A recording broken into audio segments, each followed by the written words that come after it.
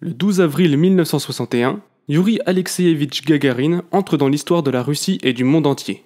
Dans le cadre de la mission spatiale Vostok 1, il fait le tour de la Terre en moins de 2 heures à 250 km d'altitude et atterrit en Sibérie. Il devient alors le tout premier homme à avoir voyagé dans l'espace. Il naît en 1934 à Klouchino, près de Giask, dans le nord-ouest de la Russie. Les parents de Youri travaillent dans la ferme collective d'un kolkhoze. Son père, Alexei, est charpentier, et sa mère, Anna, qui est issue d'une famille d'ingénieurs de Saint-Pétersbourg, occupe l'emploi de laitière. Après la Seconde Guerre mondiale, Youri adhère dès qu'il le peut au club de pilotage amateur de la ville de Saratov, car il n'a pas oublié sa fascination d'enfance pour l'aviation. Dès son premier vol à bord d'un Yak-18, il décide qu'il sera aviateur. Par la suite, il mène de front ses études à l'Institut de Saratov et une formation pratique et théorique de pilote.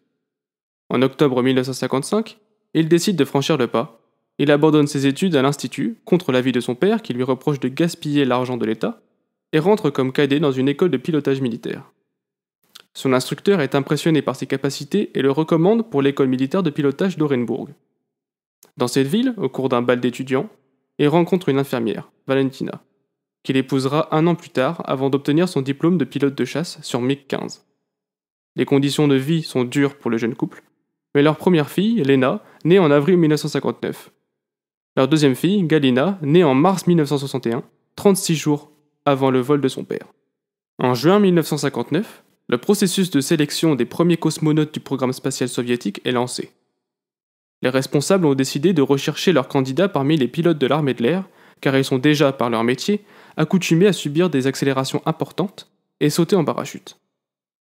Compte tenu de l'espace restreint disponible dans la future capsule spatiale, les recrues ne doivent pas mesurer plus de 1m70 à 1m75 et peser plus de 70 kg.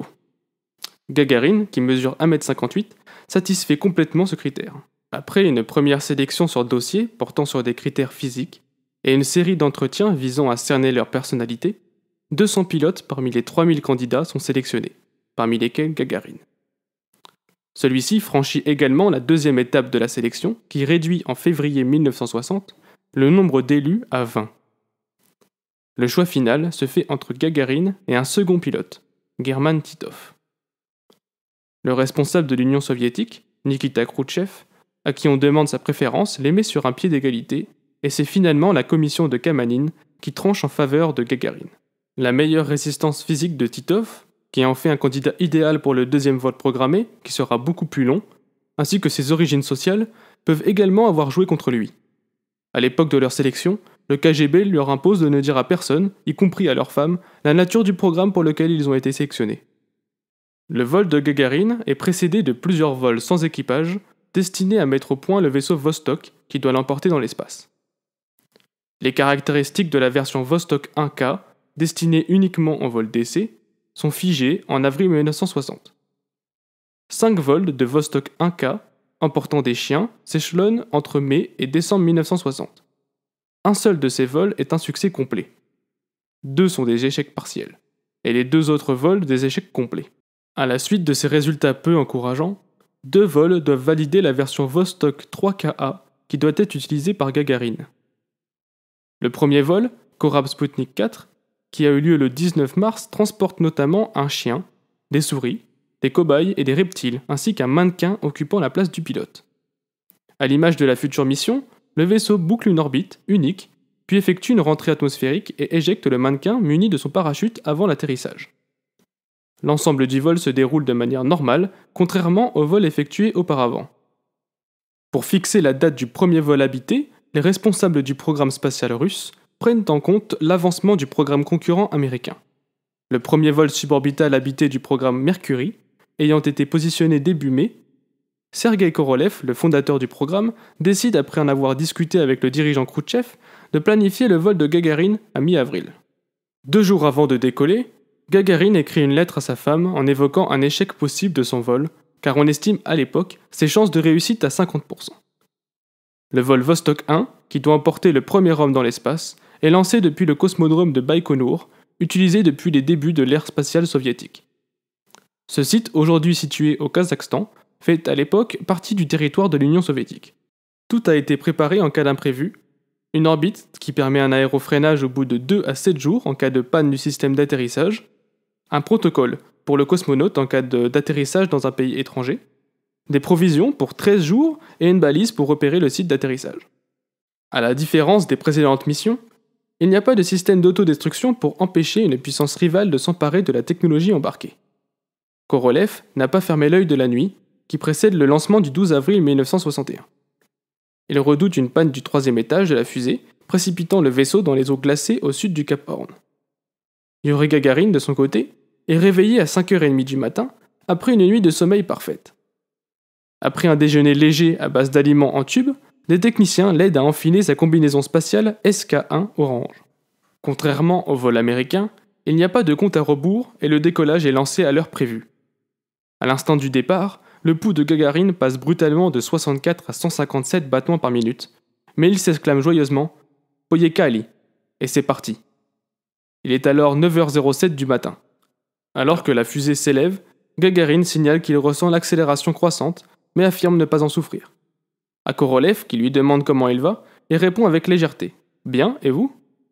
Il ressent des difficultés à parler lorsque l'accélération atteint 5G. Le système télémétrique, qui affiche la progression du vaisseau, donne quelques frayeurs aux responsables du programme, en indiquant par moments une trajectoire alarmante après la mise à feu du 3e étage. Environ 2 minutes après le décollage, la coiffe aérodynamique qui recouvre le vaisseau est larguée comme prévu, et le hublot situé à hauteur des pieds de Gagarin est démasqué. Celui-ci s'exclame « Je vois les nuages, le site d'atterrissage. C'est magnifique, quelle beauté !» 11 minutes après le lancement, le vaisseau est inséré en orbite et entame une révolution autour de la Terre qui va durer 1h48, à une altitude moyenne de 258 km. Gagarin devient ainsi le premier homme à voyager dans l'espace et le premier homme à effectuer une orbite autour de la Terre, accomplissant la prédiction du scientifique Tsiolkovsky, père de l'astronautique moderne, qui avait annoncé en 1935 que le premier homme dans l'espace serait russe. Après une orbite complète, les rétrofusées du vaisseau sont mises à feu pour le freiner et déclencher la rentrée atmosphérique, le retour sur Terre. Mais cette manœuvre ne se passe pas comme prévu.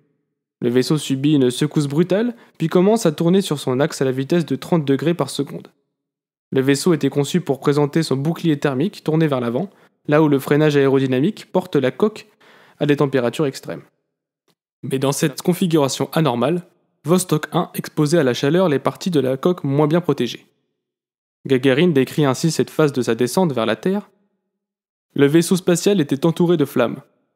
J'étais un nuage de feu qui fonçait vers la Terre. La situation est critique, mais Gagarin, qui en a conscience, reste d'un calme olympien. Calculant qu'il atterrirait en URSS et transmet par radio à la Terre que tout va bien.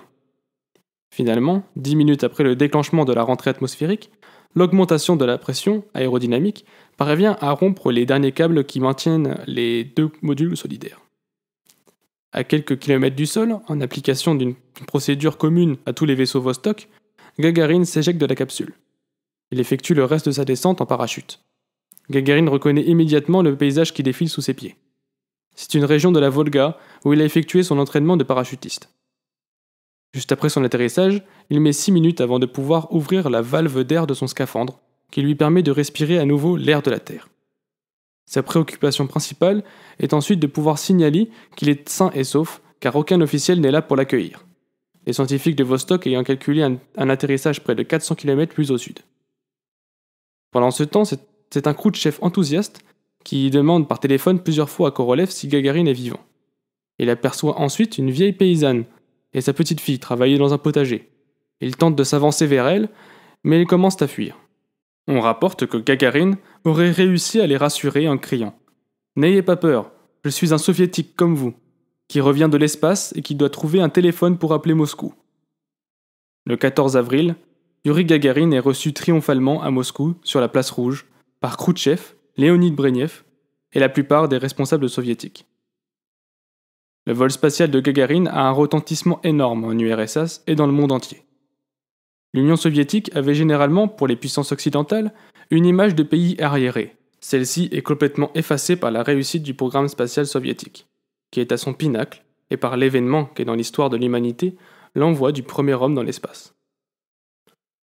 Peu après son vol, Gagarin est nommé responsable de l'entraînement des cosmonautes, qui a lieu à la Cité des Étoiles dans la banlieue de Moscou.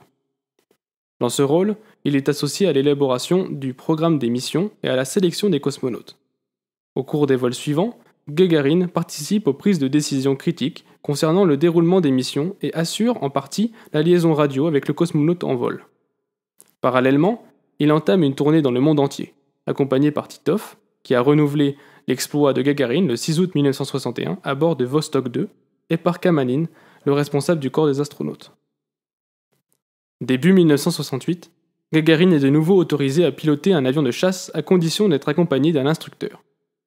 Il enchaîne les vols d'entraînement à un rythme que Kamanin juge trop élevé, car Gagarine veut de nouveau voler en solo. C'est ainsi que le 27 mars 1968, il décolle peu après 10 h du matin à bord d'un MiG-15 depuis l'aéroport militaire de Chkalovsky, près de Moscou. Il est accompagné d'un instructeur, le colonel Vladimir Seryogin, pilote de 45 ans, aux références impeccables, qui depuis 1963 est affecté à l'entraînement des cosmonautes. Quelques minutes après le décollage, Gagarine demande au contrôleur la permission de modifier son plan de vol et de rentrer à la base. Ce sera sa dernière communication. En l'absence de nouvelles, l'alerte est rapidement déclenchée. Quelques heures après ce dernier contact, des hélicoptères décollent pour se mettre à la recherche de l'avion, qui est repéré à environ 64 km de la base aérienne, dans une zone densément boisée et recouverte d'un mètre de neige. L'avion a creusé un cratère de 6 à 7 mètres en s'écrasant. Dans son pays, son nom a été donné en hommage à de nombreux lieux, institutions ou récompenses, dont entre autres la ville de Giask, rebaptisée Gagarine en 1968, une place de Moscou où se trouve le monument à sa mémoire et le plus grand musée de l'aéronautique et de l'espace de Russie situé à Monino. Le cratère Gagarine est un des plus grands cratères lunaires, avec 265 km de diamètre, situé sur la face cachée, et l'astéroïde numéro 1772 porte son nom. En France, de nombreuses rues, écoles, lycées, gymnases ou squares sont nommés Youri Gagarin, généralement dans des municipalités communistes. En 2015, 9 établissements scolaires portaient son nom, ce qui est un fait rarissime pour une personnalité étrangère. Youri Gagarin est le pionnier d'une longue épopée et restera encore longtemps dans les livres d'histoire, comme étant un emblème incontestable de la course à l'espace, mais aussi au progrès scientifique de l'humanité dans ce rêve de voyages spatiaux. Si tu as aimé la vidéo, n'hésite pas à exploser le pouce bleu et à lâcher un commentaire. Je t'invite également à t'abonner à la chaîne du professeur Stein si tu veux être alerté de la parution de mes prochaines vidéos. Et surtout, bon vol!